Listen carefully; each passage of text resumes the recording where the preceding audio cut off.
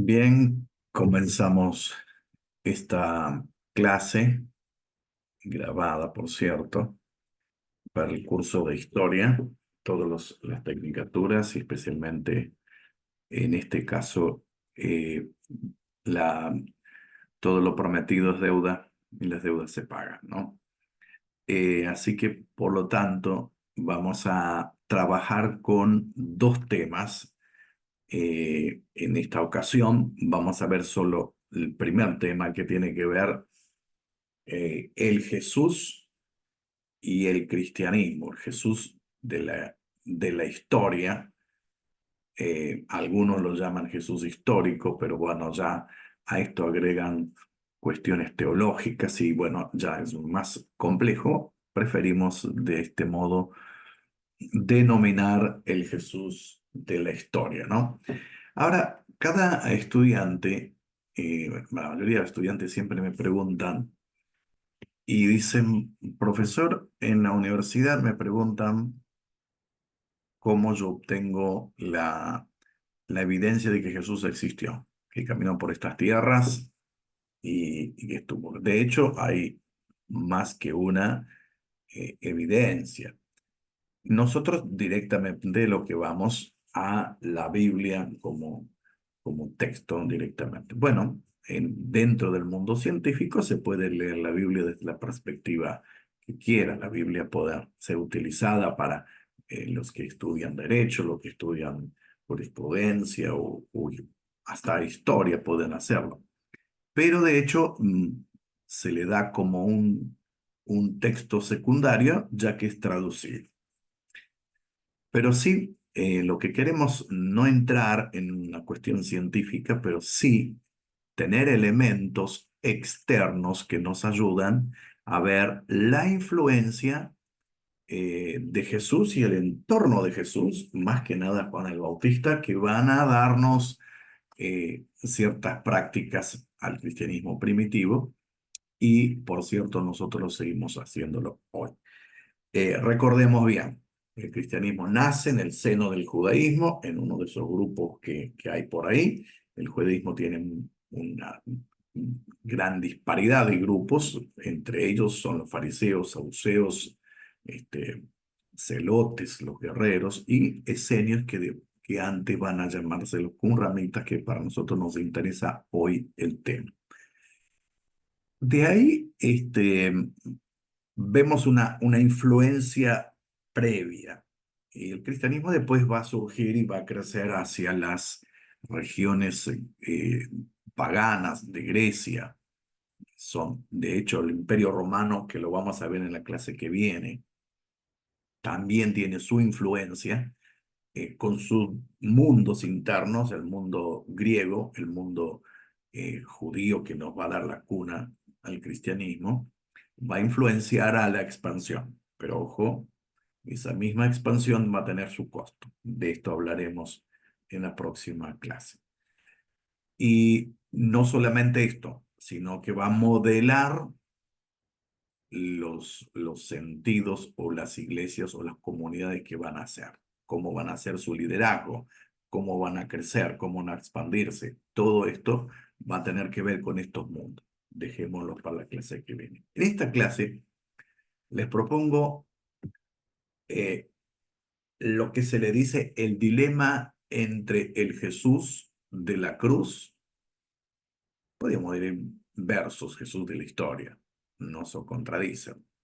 Pero como les decía en principio, nosotros tenemos la Biblia, especialmente la carta del apóstol Pablo, que fueron escritas previamente, los evangelios sinópticos, los tres eh, primeros, y con Juan son los cuatro evangelios, y demás escritos de los diferentes apóstoles y que podemos encontrar en el Nuevo Testamento. Ese es un documento que nosotros tenemos y para nosotros es válido y será válido por siempre hasta que venga el Señor. No dudamos sobre esto. De esto somos especialistas. Ustedes estudian el Nuevo Testamento, el Antiguo, la hermenéutica y la interpretación bíblica. De allí no es tan lo que queremos. Pero en este particular, en este video, lo que queremos encontrar es preguntarnos, como dicen los alumnos, de qué documentos históricos encontramos en la historia que nos puede decir que Jesús existió y que Jesús caminó. Yo encontré más de 10, 12 documentos que son fieles y que se utilizan en todas las universidades del mundo. Entre ellos, la más clásica que hay, por cierto, ustedes ya lo saben, es Flavio Josefo, cercano contemporáneo de Jesús, y él va a hablar de Jesús. Entre ellos hay un dicho de él que es muy interesante. Dice que por esa época vivió Jesús, un hombre sabio, si en realidad se puede llamar hombre. Esto algunos ponen en duda diciendo que es un agregado, que el cristianismo quiso dar una fuerza más a esto. Sigue diciendo Flavio Josefo en Antigüedades, uno de sus libros más importantes, ya que llevaba a cabo cosas extraordinarias. Maestro de personas que estaban totalmente dispuestas a prestar buena acogida a sus doctrinas, conquistó a muchas personas, entre ellas judíos e incluso entre los griegos. Era considerado Mesías y cuando al ser denunciado por nuestros notables, Pilato lo condenó a la cruz.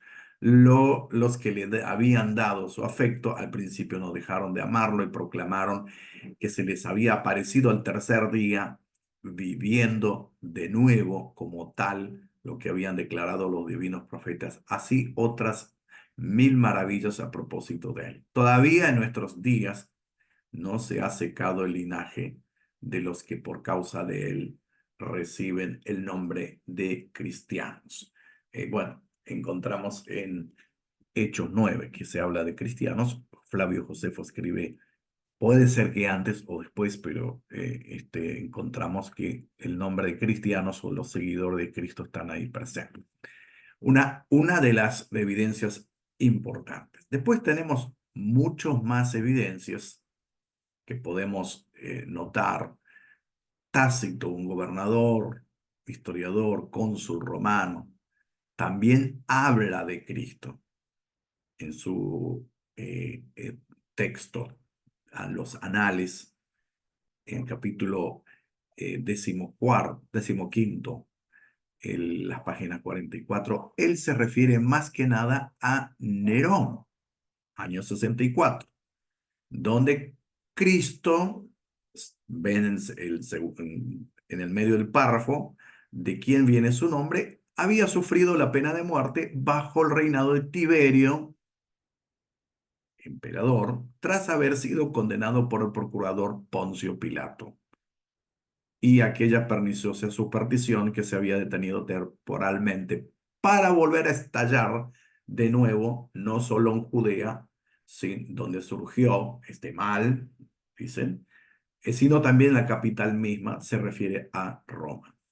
Encontramos historias dichas por no seguidores cristianos ni judíos, y tan claramente son documentos que nos pueden decir, y aquellos que quieren llevar a las universidades también pueden utilizarlo. Plinio el Joven, no hay que confundir con Plinio el Viejo, un gran escritor para los judíos, que es muy importante, también se refiere a Cristo en una de las cartas que Plinio, es el gobernador de Bitinia, va a escribir a Trajano y le comparte una manera de qué hacemos con aquellos que dejan la fe cristiana.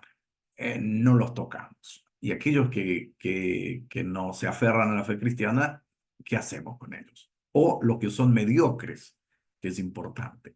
Esta es la carta vamos a encontrar de Plinio, más que nada para nuestra situación.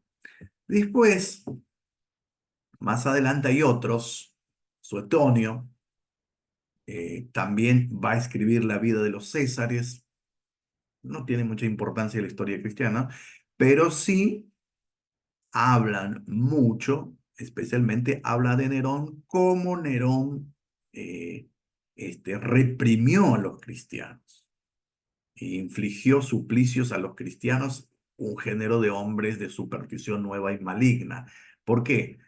Porque detrás de la oposición, que después vamos a hablar en otra clase, quizás presencial, no había solo una oposición, había una oposición de quienes lo consideraban a Jesús como, o a los cristianos, como una secta o como un grupo maligno, o, por ejemplo, mal interpretaban la cena del Señor, que escuchaban detrás de la pared de un edificio que aparentemente comían o bebían sangre de alguien. Aún más se agregaban cosas diciendo, parece que se comen, son caníbales y se comen los bebés recién nacidos. Bueno, estos son detalles que van a encontrar. Y otro interesante personaje que podemos encontrar es Celso, un escritor y un hombre que va a oponerse al cristianismo totalmente burlándose. ¿Cómo puede ser que los cristianos sean o crean tal cosa? Los griegos también, una vez que les llega la literatura cristiana, especialmente la Didaché, u otras literaturas cristianas importantes de aquel tiempo. La Didaché es algo muy importante como un discipulado de los discípulos. Los sabios o los filósofos van a leer y decir, ¿qué es esto? No es nada importante y para esto van a aparecer los apologistas cristianos. Con él, entre ellos son los padres de la iglesia, ¿no? Los padres apostólicos, el más conocido, el primario, que puede ser Tertuliano, que va a escribir defendiendo al cristianismo, y va a ser uno como los primeros filósofos que aparece en el cristianismo. Pero no podemos entender al cristianismo y podemos seguir nombrando mucho, si no podemos entender de cuestiones de la iglesia primitiva sin entender a la comunidad qumramita. La comunidad qumramita vivía cerca de Jerusalén. Cuando hablamos de Jerusalén, se sube o se baja, no se va a Jerusalén. Y bueno, estas comunidades qumramitas, después lo van a llamar esenios, en alguna manera eran 100 familias, capaz más, que vivían 100 años antes de Cristo, y hasta que los echan completo del Imperio Romano, ellos sabían que algo iba a ocurrir, que el Imperio Romano los iba algún momento a acribillar a todos ellos y van a quedar como llegaba el fin. Pero también ellos se oponían a aquel tiempo al judaísmo, o más que el judaísmo, las diferentes ramas que había del judaísmo y específicamente el templo. Templo se había corrompido. Cuando Jesús, recuerdan ustedes que enseñan a los niños que Jesús vino al templo y barrió con todo, una enseñanza que hay que tener cierto cuidado. Jesús no es que está en contra del templo, Jesús está en contra de la corrupción del templo. El templo funcionaba, incluyendo Jesús iba al templo. El problema que los sacrificios que ocurrían en el templo, los que llegaban de lejos, no van a traer el becerro desde Egipto, lo van a comprar ahí. No van a tener el dinero romano, van a tener que cambiarlo ahí. El problema no era eso, el problema era mayor, se corrompió todas estas cosas. Entonces, los qumramitas se escapaban de esto, no solamente esas 100 familias que estaban a unos 60 kilómetros de Jerusalén, sino que dentro de Jerusalén había miles que tenían ese pensamiento. La pregunta es, ¿el cristianismo tuvo que ver algo o tuvo relación con él? Bueno, larga historia para no una clase, sino para un seminario, en este caso. Eh, pero encontramos algo importante, porque hay en qué sentido van a contribuir esa comunidad para saber el cristianismo. De hecho, en los rollos que se encuentran en el Mar Muerto, esto se encuentra en estos tiempos del siglo XX, 1947, se encuentran esos rollos y van a dar evidencias de algunas cosas. ¿En qué sentido hay evidencia o cosas que ellos nos puedan decir del cristianismo? Si bien son propios de la vida judía de aquel tiempo, o judíos ermitaños que se van al desierto, esa comunidad, que van a llamarse esenios después también, tienen elementos en común. No es que escriben del cristianismo. Se encuentra el libro de Isaías, que ellos lo van a tener, un rollo de 7 metros con 30 centímetros, entero, que está en el museo en Jerusalén. Hay prácticas parecidas del cristianismo, y lo que vamos a encontrar, más que nada, Juan el Bautista, Jesús y el apóstol Pablo. El apóstol Pablo es más fariseo que otra cosa, pero Juan el Bautista es el primero que tiene una vida en parecido o en similitud a esta comunidad. No es de la comunidad, yo creo que Juan el Bautista estaría por allí, la comunidad los iba a echar. Pero hay un punto en común que Juan el Bautista va a utilizar: va al desierto también como ellos. Va al desierto y dicen que se alimentaba de langostas. Número uno, hay que aclarar, no es una langosta común, es una langosta propia del lugar, que vive y tiene clorofila, tiene parte del sol y tiene un ciclo de vida, caen, y eso se puede comer, algo crujiente, y es bien alimenticio.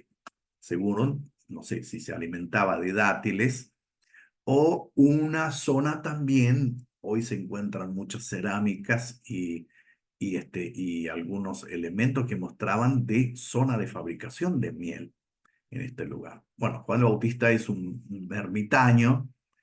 De estos había muchos, había maestros de estas clases que van a estudiar y van a ser ermitaños, y algunos van a seguir. Jesús probablemente sí está con Juan el Bautista, y puede ser que Juan el Bautista ha sido algún tipo de maestro de Jesús. Ahora, ¿qué tiene que ver con el cristianismo? Muchas cosas, y muchas cosas importantes. Primero, el cristianismo adopta todo el cumplimiento de los profetas. Todo lo que se cumplió en Isaías, en Jesús se monta esto. Y también, propiamente, Juan el Bautista predica un mensaje parecido. Y lo que vamos a encontrar en similitud, los judíos piadosos que van a estar viviendo ahí, hasta hoy encontramos centenares, se encontró más de 400 piletones de este tipo de agua. Entre esos 400 la mayoría están en Jerusalén. Recuerdan ustedes el tanque de Bethesda, que todos tenían que entrar purificados y ahí entrar a sacrificar 3 veces al año. Ahora, allí en Qumran, sí, hasta hoy todavía están estos piletones, se encuentran cosas, elementos de esa sociedad de allí, y ellos entraban varias veces por día para la purificación. La diferencia de Juan el Bautista va a ser que Juan va a bautizar en el Jordán. Es cerca, ahí se ve desde esa zona el Jordán. Algún día le puedo mandar fotos. Eh, la diferencia es que, más que nada, Mateo relata algo muy interesante. Mateo relata que Juan el Bautista no solo va a bautizar, porque bautiza una sola vez, no hay un baño ritual continuo. Utiliza estos elementos parecidos de inmersión, pero este, lo que va a hacer Juan el Bautista, va a hablar de arrepentimientos de pecado previo y va a bautizar en forma genérica. Y ahí aparece por primera vez. No hay ningún documento que pueda contradecir esto o puede decir de allí viene. Hay una práctica judía de práctica de purificación, no sé si 3 o 4 o 5 veces por día, pero Juan el Bautista utiliza una sola vez y por inmersión, pero previamente predica el bautismo para arrepentimiento. Eso muy interesante y notable para el cristianismo primitivo, de dónde nace toda estas cuestiones. Hay en los manuscritos, el rollo de Damasco, habla de estos acontecimientos. El 1QS es un rollo que se le dedica así, un número mismo de esto, eh, va a mostrar que esa práctica va a aparecer en el cristianismo primitivo. Después, en Jesús, Jesús también va a ser bautizado. Va a ser bautizado por Juan, como dije anteriormente, posiblemente Juan es como el maestro de él por un tiempo. Aunque ustedes van a encontrar que después Juan el Bautista va a preguntar quién es Jesús y todo, pero bueno, seguramente es una cuestión de la compilación de los evangelios y algo así por estilo, ¿no? El apóstol Pablo no es distinto. El apóstol Pablo lo que Jesús se adelanta a romper con los esquemas farisaicos. Pablo tiene que ayornar todo esto porque hay un cristianismo judaico de la zona de Judea y Galilea, que pronto ese cristianismo se va a judaizar. Va a haber un problema enorme en esto. Y a su vez también, eso vamos a encontrarlo, el cristianismo también se va a expandir por la parte griega y por otros lugares donde va a entrar la experiencia gnóstica, el paganismo. Entonces el apóstol Pablo tiene que marcar una línea, conoce muy bien el, el, este, la cultura pagana, conoce perfectamente la cultura judía, va a mostrar un camino entre medio. Por eso que algunos dicen, ¿por qué el apóstol Pablo avanza o retrocede a Jesús? Por ese mismo hecho seguramente. Ahora, algunas evidencias de que no se puede estudiar el cristianismo, o Qumran es una especie de documento primario para saber el cristianismo, ¿no? Es imposible hacerlo. Primero, la vida de la práctica de la comunidad, a favor y en contra. A favor puede ser la forma que ellos vivían, el cuidado moral que hay, el bautismo para un cambio moral. Esa la va a diferenciarse con el paganismo y va a diferenciarse también del judaísmo. Este, la, la propia forma de, hay una vinculación pequeña de que ellos vivían en forma comunitaria. El cristianismo va un paso más, donde el cristianismo va un paso más que utiliza lo que sea la partición de bienes. Esto se da único en el cristianismo primitivo. No se da entre los judíos, al contrario, el qumramismo también vive en una forma muy austera. En eso el cristianismo va a compartir puntos. No significa que son qumramitas. Van a compartir como enseñanzas, o de ahí vienen enseñanzas que los cristianos van a hacer. En contra, sí, Jesús, por ejemplo, utiliza, vayan al Sermón del Monte y van a encontrar cuando Jesús dice, amarás, oísteis que fue dicho, amarás a tu prójimo y odiarás a tu enemigo. Esto no es una palabra bíblica. Jesús le está dando a esta gente. que ellos están teniendo sus propios escritos, sus propios discipulados, como decíamos nosotros. Y en este sentido va a ser una similitud, pero Jesús lo va a reclamar. Jesús lo va a decir, igual que los fariseos lo van a decir sepulcros blanqueados, Jesús también le va a tirar algunas indirectas a estos grupos que por sus obras quieren ser salvos, ¿no? Bueno, Jesús, acá pongo el idioma de Juan el Bautista y Jesús. La casa se habla arameo, con raíces hebreas, pero es un elemento que tiene elementos propiamente de cierto contexto o una mezcla de otros lugares y de otros idiomas también. ¿Qué hay más en común? La limpieza y el agua para el ritual. Y más que nada, ambos grupos compartían huir de, de Jerusalén, de la corrupción, e ir al desierto. El cristianismo nace en las zonas urbanas, pero el cristianismo se prolifera más en Galilea.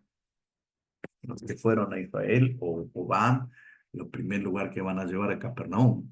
Y ahí va a haber un cartel enorme que dice la capital de Jesús, porque ahí le fue bien. El ministerio de Jesús le va muy bien en Capernaum, le va muy bien en toda Galilea, la alta, la baja.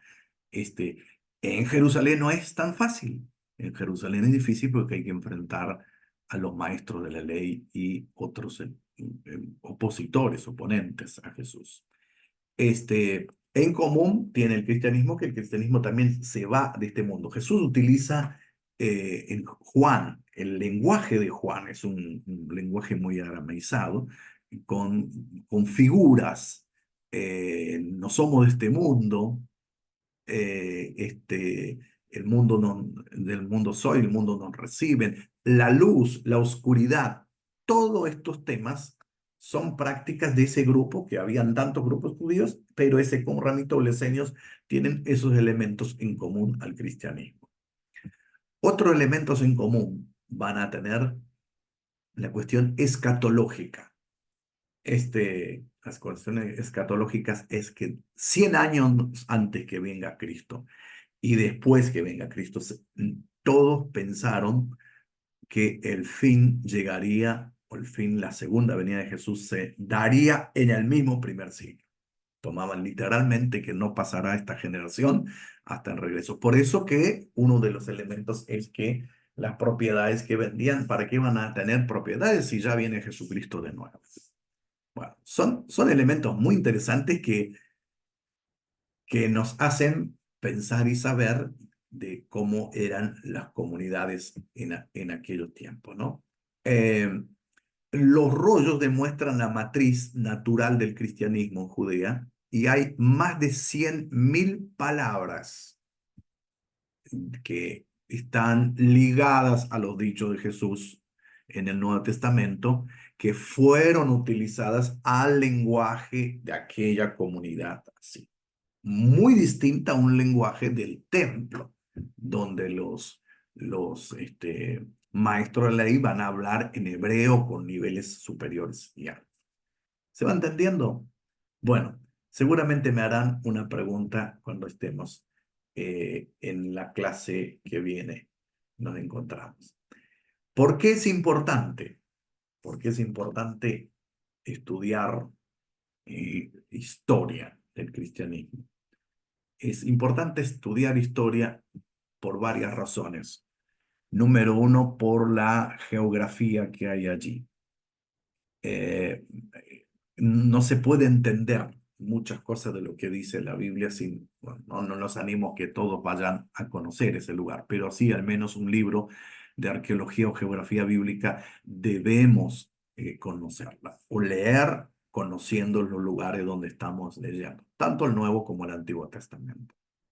Segundo, la historia del cristianismo nos ayuda a ver la historia de la salvación, que es interesante. En la historia de salvación, cómo el Señor viene en una época exacta, en un lugar exacto, en un clima exacto y a su vez también hace, el ministerio de Jesús es un ministerio exacto para todas las cosas. Y otra cosa más importante, sin conocer la historia del cristianismo primitivo y del desarrollo, y posteriormente más, ustedes van a estudiar hasta la Reforma, los que estudian este curso, sin entender las raíces yo no me puedo comprender a mí mismo.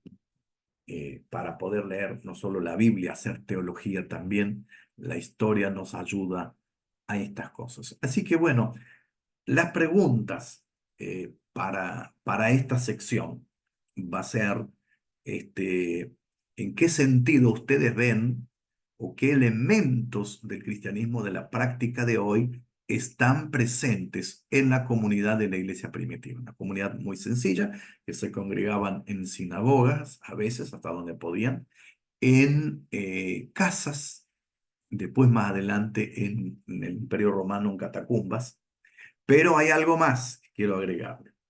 Últimamente se están descubriendo muchos lugares que el cristianismo estaba tan temprano como el siglo I y II, donde por fuera del Imperio Romano se encontraron ya templos, templos parecidos a una sinagoga, un templo no ornamentado, con bautisterio bien definido para mujeres, para hombres de un lado y otro.